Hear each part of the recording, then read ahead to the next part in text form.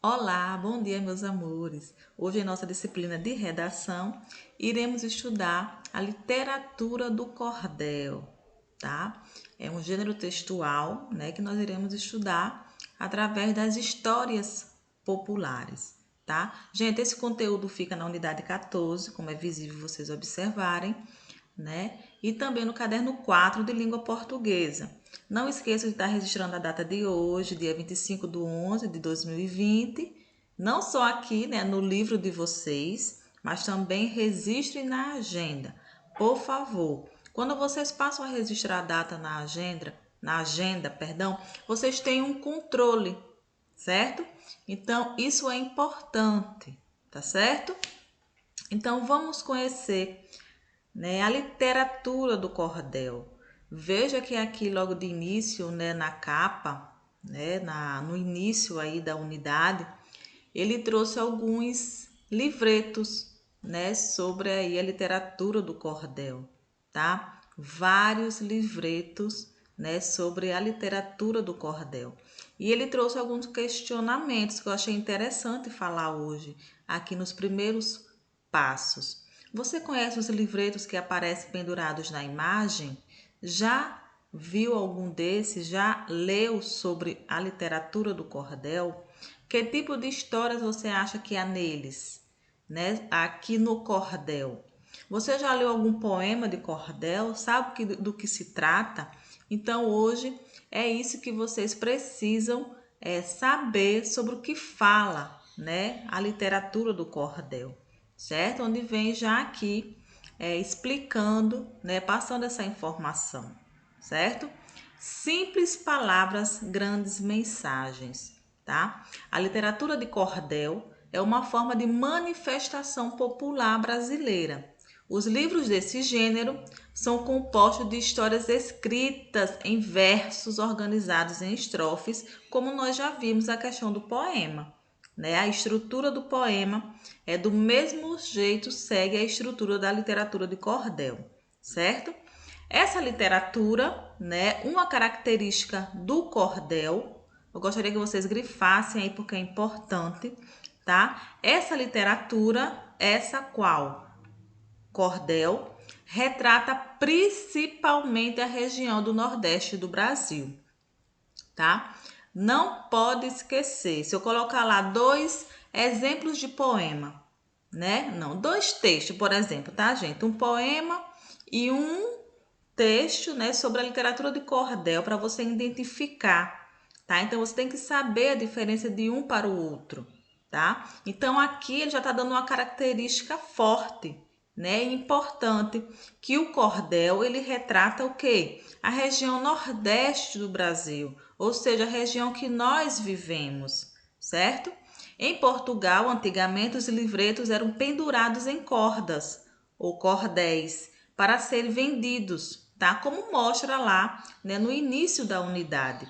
Essa é a origem do nome desse tipo de produção, literatura de cordel, tá? No Brasil, esses poemas passaram a ser vendidos em feiras pelos próprios poetas ou por vendedores ambulantes, tá? Eu até tenho, gente, aqui um livreto, né, da literatura de cordel, né? Porque eu já dei aula sobre a literatura do cordel, né? Onde mostra aqui vários, né, exemplos, né? Nordeste é uma maravilha, né?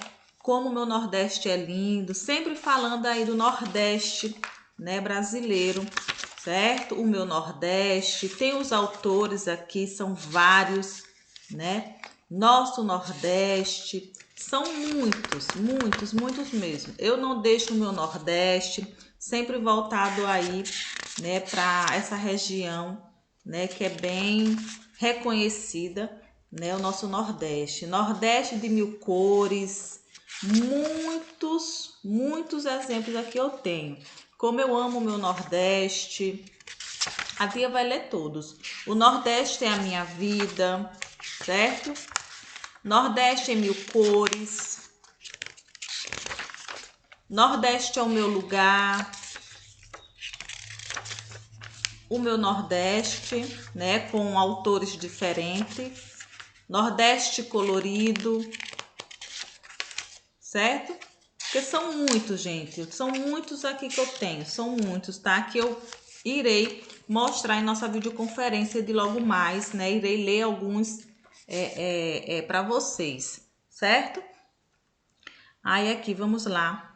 Os cordéis misturam ficção com realidade e retratam personagens, situações e acontecimentos de quê? Da nossa região, né? Região Nordeste. É isso que você tem que entender. Apenas isso, uma característica fortíssima sobre a literatura do cordel, que é aí falando sempre do nosso Nordeste.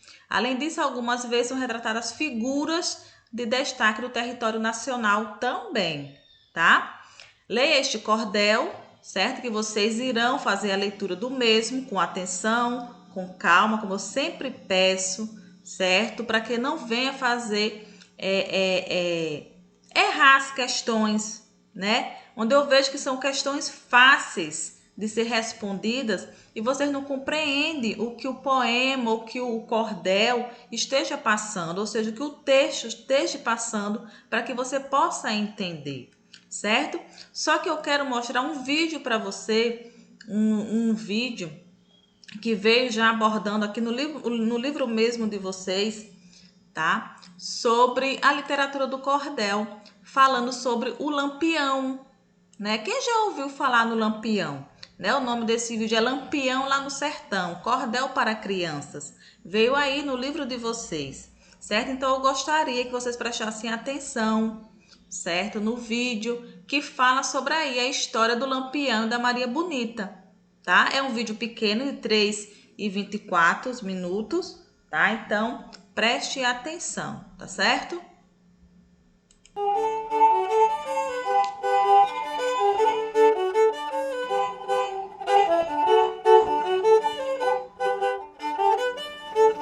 Bem no meio da caatinga, e não falo do fedor, pois entendam que esse nome, seu menino, seu doutor, é dado à vegetação que cresce lá no sertão, onde a história se passou. E foi em Serra Talhada, num canto desse sertão, que nasceu um cangaceiro. O seu nome, Lampião. Para uns muito malvado, para outros um irmão. Ele era muito bravo, tinha muita atitude. Alguns dizem hoje em dia que ele era o Robin Hood. Roubava do povo rico e dava a quem só tinha um tico de dinheiro e de saúde. Ou talvez fosse um pirata, mas não navegava não. Ele tinha um olho só, também era capitão e comandava o seu bando com muita satisfação. Ele era tão raivoso que se um pedacinho entrava de comida entre os dentes e muito lhe incomodava, ele pegava um facão, fazia uma extração e nem um dente sobrava. E esse homem tão temido também tinha sentimento. Um dia se apaixonou e pediu em casamento a tal Maria Bonita, que lhe deu consentimento. Ela também era braba e andava no seu bando. Demonstrou que a mulher também tem força lutando e seguiu com seu marido mundo afora caminhando. Entre uma batalha e outra, Lampião se divertia, gostava de uma sanfona e dançava com Maria. Seu bando fazia festa até o raiar do dia. Ele dançava forró, chachado e também baião. Gostava era das cantigas das noites de São João. Numa noite de luar, bem cansado de fugir da polícia que jamais cansou de lhe perseguir, Lampião olhou para o céu e cantou antes de dormir. Olha pro céu, meu amor, vê como ele está lindo. Olha para aquele balão multicor que lá no céu vai sumindo. Olha pro céu, meu amor. E assim adormeceu junto de sua Maria. A polícia os encontrou logo cedo no outro dia. Foi cantando uma cantiga sobre o céu do seu rincão que se despediu da vida o temido Lampião, que faz parte da história e hoje vive na memória de quem é da região. E é cantando uma canção que eu encerro a poesia e uma história que falou de tristeza e alegria. Vamos continuar no shot? Me despeço com um mote. Adeus, até outro dia. Olha pro céu, meu amor, vê como ele está lindo. Olha para aquele balão de cor que lá no céu vai sumir. Bem relativo, né, gente, aí a história do Lampião, da Maria Bonita, né, muito interessante aí, uma história impressionante, né, como ela falou mesmo, de carinho, de amor, né, de certas coisas erradas, né, que não é certo a gente realizar, mas ele ficou bastante conhecido, né, aí o Lampião e a sua esposa Maria Bonita, certo? Então, eu quis mostrar para vocês, né, para vocês conhecerem um pouco sobre a história do cordel aí, né? Dando sequência, então, aqui, vamos lá, na página 30, né? Esse cordel aqui, tá, gente? Esse cordel, tá? É de Patativa, tá? Do Assaré. É esse senhor aqui que vem aqui na imagem, por isso que ele vem falando aqui, né? Patativa do Assaré é o nome artístico de Antônio Gonçalves da Silva, né? Poeta e repentista. Repentista quer dizer o quê? Um poeta que improvisa, né? Um poema cantando, né? Ele faz improvisos, né? E assim, com esses improvisos, ele cria os poemas, tá? Por isso que se dá o nome aí de repentista, né? Ou seja, brasileiro, né? Ele é brasileiro, gente. É considerado um dos principais nomes da arte popular nordestina do século XX, apesar de ter frequentado a escola por apenas 4 meses, aos 12 anos. Aprendeu um pouco de leitura e se apaixonou pelos poemas, né? Por meio de uma linguagem simples e poética, retratou a vida sofrida do povo do sertão, né, gente? Lembrando também, né, que o cordel fala muito sobre o sertão, né, onde também faz parte aí da nossa região Nordeste, certo? O texto lido é um poema de cordel, né, como já foi visível. Você já leu outros poemas assim?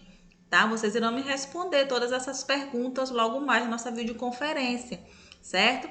De que assuntos eles tratavam, né? A tia acabou de falar, explicar sobre o que trata, né, a literatura do cordel. Tá bem fácil aí de você estar respondendo essas perguntas, tá? Só que vocês irão me responder online, não quero que escreva nada, tá? Nessas perguntas básicas aqui, gente, tá?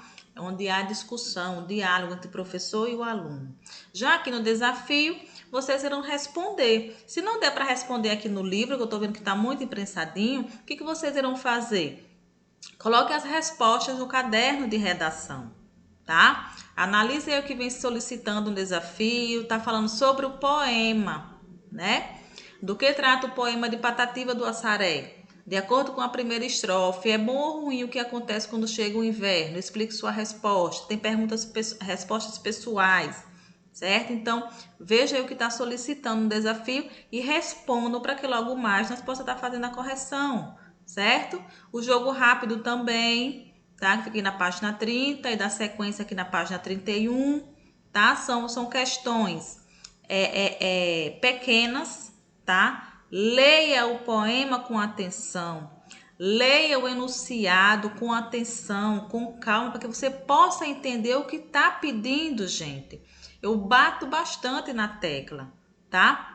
Aí vocês falam, ah, tia, quando a senhora lê fica mais fácil. Não é, gente, é porque eu leio com calma, tem que entender. Quando eu não entendo, eu leio novamente. Se eu continuar não entendendo, eu vou lá, leio mais uma vez. E assim eu vou, né, até entender o que a questão está pedindo, tá certo? Então, é fácil. Quando eu digo que é fácil, porque aqui só requer um pouco de atenção. No ato do quê? Da leitura do poema, certo? Você tem que ler e entender, tá certo assim? Aqui no dicionário também vocês irão realizar, certo, gente? Não se preocupe, se não der tempo a gente corrigir tudo hoje, a gente corrige amanhã, sexta-feira, certo? Não tem problema, mas façam, realizem, certo? E aqui, poesia que representa, né, na página 31. Em um país formado por diversas culturas, a literatura de cordel é reconhecida como uma expressão de identidade cultural. Como nós vimos, né? Tradicionalmente associada à região Nordeste, o cordel apresenta marcas da oralidade e uma variação linguística, né? Uma variação aí, vários tipos de língua, né? Que nos mostra as várias faces de um país tão rico e diverso culturalmente, tá? Línguas que eu quis dizer, gente, sotaques, né? Aí dentro do nosso Nordeste, como ali foi possível vocês analisar o sotaque daquela artista ali, né? Expondo a vida de Lampião e Maria Bonita. Analise o sotaque daquela artista ali, né? Representando aí a literatura do cordel. Tá? Leia o poema de cordel a seguir, ele vai nos ajudar a entender um pouco mais esse gênero textual, a literatura do cordel. Tá? Página 32, vocês irão ler também esse poema aqui, tá? E irá responder aí, tá? Sobre o poema, interpretação de texto, né? Adoro esse livro por conta disso, né? Trabalha muito interpretação de texto. Ótimo, certo?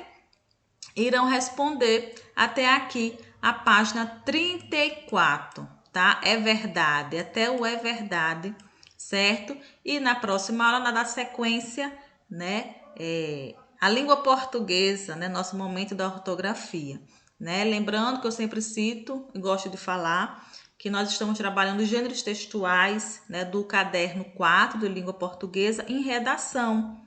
Tá? E o nosso momento da ortografia em língua portuguesa, tá certo? Só para relembrar. Então, gente, realiza aí essas atividades. Não são muitas, são poucas, tá? São de fácil entendimento para que vocês possam estar respondendo, tá certo? Realize e até logo, né, em nossa videoconferência de logo mais às 14 horas, tá certo? Beijos e até já!